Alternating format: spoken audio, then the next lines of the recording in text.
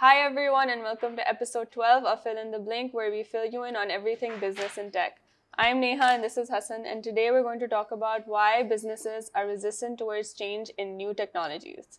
All right, let's go. Let's go. New technologies and innovations, they're key factors for companies to survive in uncertain times, in times of economic uncertainty, complex market dynamics, and all of that. So there are companies that, jump the gun and get on the new technology train and survive and thrive. Yeah. But there are some companies that are hesitant towards that change. They're hesitant to take that leap of faith.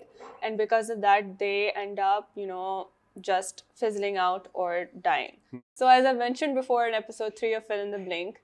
All right, episode 3. So we are like linking previous episodes now. You can find the link in the comment box. Okay. So businesses are run by people, and people are susceptible to cognitive biases. One such cognitive bias, which we've also talked about previously, is loss aversion, which is basically the tendency for people to prefer avoiding losses as opposed to acquiring the equivalent gains. These losses can be in different forms. So it can be loss of control, loss of certainty, and loss of face.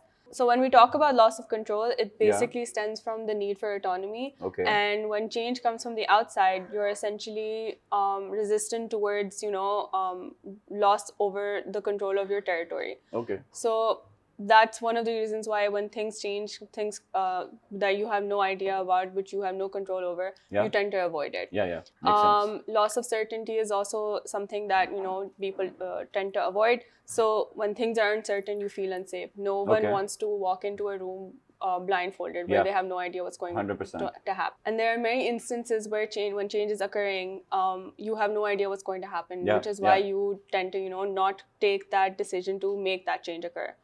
Loss of face is another form of loss aversion.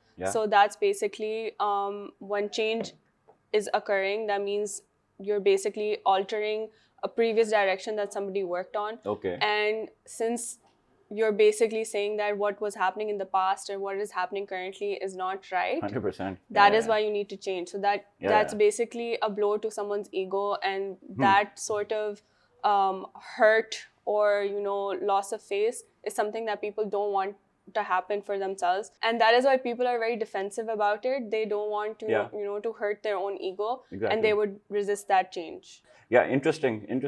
So I think this also reminds me of a post that I came across on Reddit with Nokia's founder pictured in a stage and feeling very sad, and the quote said, "We did not do anything wrong, but somehow we lost." Right? So that's the best example of resisting change and not acting in a timely manner to address how the future will be, right? So another similar example is the Netflix and Blockbuster acquisition story. So interestingly enough, in the early 2000s, Netflix approached Blockbuster for a potential acquisition, roughly at around $50 million at the time. Okay. But the board and the executives at Blockbuster said that no way tech is going to disrupt this space. We've spent decades building a loyal customer base, our distribution network, etc., etc. Right. And fast forward a few years, Blockbuster filed for bankruptcy, whereas Netflix is now valued at more than $250 billion. I mean, that's a really great example of resisting new technologies, and all of the loss of face, loss of certainty, loss of control, that all comes into like play 100%. when you talk about such examples. So what about the restaurant industry that we're currently working in, and Blink as a startup? How do you see resistance towards change in new technologies within this space? Yeah, so this is a very interesting one, right? So we're in 2024 now, and a lot of brands are still using legacy software that was built in the 1990s, right? So it was built decades ago for different times, different environments. And even the technology that these tools were built on has now become obsolete. So there's no connectivity with other systems at their devices, right? And a lot of people are still using these legacy systems because simply they don't want to change. I think COVID was a very interesting time period where we saw a lot of brands adopt technology. Right. But instead of investing in new technology, they were reliant on third parties to generate online orders, right? So aggregators saw boom in their business. Orders were skyrocketing month on month, quarter on quarter, year on year. And every restaurant, whether like progressive or like old school, they were on the bandwagon, right? But since they did not own the technology, they did not own the platform, the marketplace was not theirs. Over the last 2 years, they've realized that this practice eventually has been harming them. Commissions have been rising every year steadily. There's so many different charges and fees associated with using the platform. Right. And at the end of the day, the brands are not getting any customer data out of it, right? So it's just the aggregators or the third parties that are reaping all the rewards, right? So our early adopters at Blink, I would say, people that signed up in 2021, 2022, they've really leveraged technology to their best advantage. Not only are they studying the customer behavior, they're making cohorts, they're coming up with exclusive offers that increases retention, increases repeat order purchases, etc. But overall, they're just simplifying the user experience for their customers, right? So customers love ordering from their favorite brands directly without involving any third party in between. Right. So essentially, the time and the resources they invested 2 years ago, now they're reaping the rewards of it today. Because they were open to that change. Exactly. They were open to new technologies. Exactly, 100%. They were open to change and they took that leap of faith. And now they're best positioned to scale in the coming years. Like they're ready for the next decade, I would say. For sure. And I think it has a lot to do with timing also. 100%. Because everybody is okay with following other people, but if you have that sort of courage to take that first step before anybody else, I think that's what really matters. No, 100%. I completely agree. So, Neha, how about you tell us what steps can we do to be more receptive to change? What needs tweaking? What needs to be done? What can we implement? How can businesses actually welcome change, especially when it comes to technology with an open mind? So I think there are a few steps that you can take to ensure that, within an organization, you're fostering that culture of acceptance towards change. Number one would be engagement and involvement. Okay. Everybody says that, you need to actively involve your employees in decision-making processes, but not everybody does that when you when you come to think of it. They that's just something that everybody says that you should do. But you need to ensure that is something that you're following as an organization, that is a part of your values. You need to seek input from your employees. You need to address concerns in a timely manner. You need to incorporate feedback and 100%.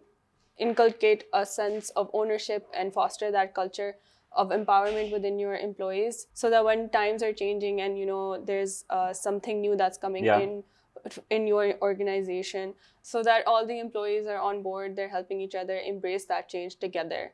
Great. Yeah, that makes absolute sense. Very actionable insights. Yes. What more can we do, Neha? Another thing has to do with addressing the cognitive bias of loss aversion, where you need to ensure that your employees are focusing on the gains rather than the losses.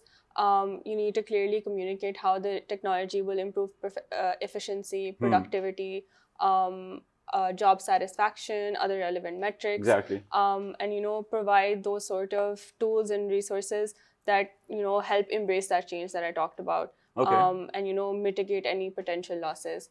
So that would just make it easier for the employees to accept change. No, that's interesting, and I think ChatGPT is a very relevant example here. I think today a lot of developers are using ChatGPT to write code. If not the entire code, just help find out mistakes and just a sense of direction. Copywriting has been greatly impacted by ChatGPT. Marketeers are completely dependent on. I agree. Marketeers are completely dependent on ChatGPT these days, right? So it's not that they've outsourced their entire work to it, but they get a second opinion. They get their ideas vetted before they roll it out to the market. Yeah, for sure. And people tend to frown down upon, using ChatGPT, but at the end of the day, it's creating more efficiency, it's providing more value. You're actually producing more things in a less amount of time. So 100%. That's just the change that, people need to accept. Efficiency. For sure. Yeah. So yeah, these types of changes, I think definitely like organizations need to ensure that they're pushing towards that change. 100%. There are other ways that, resistance towards change can be mitigated. Another thing is, offering support and resources to your employees for within the organization, and also getting support from your vendors and your clients. So only that way, if you get that training, that technical support, those resources, opportunities to learn and collaborate, only then, with those resources, would you have the toolkit ready for you to step into that new era of technology or any other type of change. 100%. I think yes, enablement and collaboration is the way to go about it. Yeah. So everyone should be prepared, should be enabled. And then they should be speaking with other stakeholders, whether internal or external, to help embrace that change. For sure. And honestly, like this culture or this ownership towards change, it has to stem from the top management. So if the leaders are not on board with the acceptance towards change and focusing on ways to stop that resistance, it's not going to happen. All right. So yeah, that was super helpful, interesting discussion, and I think a lot of people can take many takeaways out of this. So great stuff, and thank you for filling me in on this, Neha. You're welcome, and I will see you all in the next episode. All right.